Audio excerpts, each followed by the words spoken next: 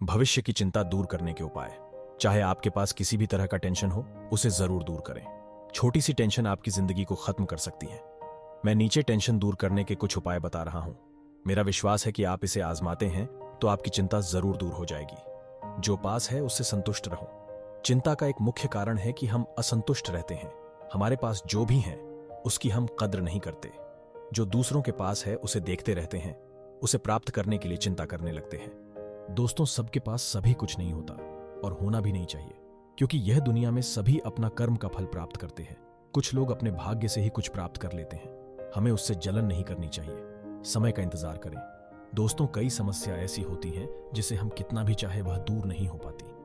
उस समस्या को समय पर छोड़ दो। मेरा एक दोस्त है, उसके पड़ोसी उसे बहुत परेशान करते थे। वह 3 भाई थे, तीनों मिलकर इसको काफी परेशान करते। कई बार इन्होंने पंचायत बुलाई, पुलिस में शिकायत भी की, लेकिन कुछ नहीं हो पाया। मैंने सुझाव दिया, इसे आप समय पर छोड़ दो। लगभग 2 साल बाद ही तीनों भाइयों का आपस में झगड़ा हो गया। उसे घर बेचकर जाना पड़ा और समस्या अपने आप सुलझ गई। ओवरथिंकिंग नहीं करें। चिंता का यह बहुत बड़ा कारण है। ज्यादा सोचना यानी ओवरथिंकिंग हमारे मस्तिष्क को खराब कर देता है। हम उस समस्या के बारे में सोचते रहते हैं जो समस्या कभी आएगी ही नहीं। हम अपने अतीत के बारे में सोचते रहते हैं जो अतीत बीत गया। ओवरथिंकिंग की समस्या महिलाओं में ज्यादा पाई जाती है। वह हमेशा बीती हुई बातों के बारे में सोचती रहती और चिंता करती रहती है। ऊपर वाले पर विश्वास रखें। अगर आप ऊपर वाले पर विश्वास करते हैं तो उन पर भरोसा जरूर रखें।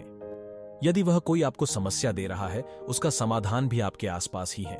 कहा गया है, ईश्वर उसी व्यक्ति को समस्या देता है जो समाधान करने के लायक होता है। इसलिए समस्या देखकर घबराए नहीं। चाहे कोई भी समस्या है, चिंता करने से कुछ नहीं होगा।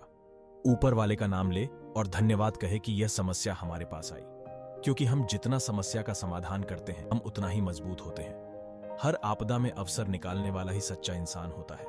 समस्या पहचानें और उपाय सोचें। पहले आप समस्या को पहचानें। आखिर ऐसी कौन सी समस्या है जो आपकी चिंता का कारण है? कई बार होता है कि हम समस्या को ही नहीं पहचान पाते हैं। जैसे मान ले कि आपको घर बनाना है, आपके पास पैसा नहीं है, इसलिए आपको एक दूसरी जमीन बेचनी है।